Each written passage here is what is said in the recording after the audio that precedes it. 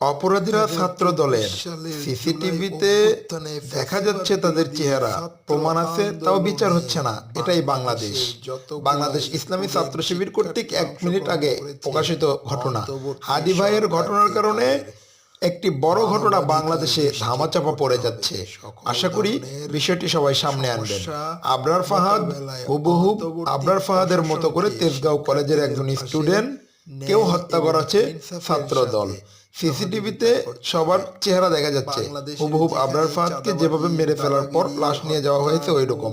অপরাধীরা ছাত্র দলের সিসিটিভিতে দেখা যাচ্ছে চেহারা, তারপরেও বিচার হচ্ছে না। এটাই বাংলাদেশ।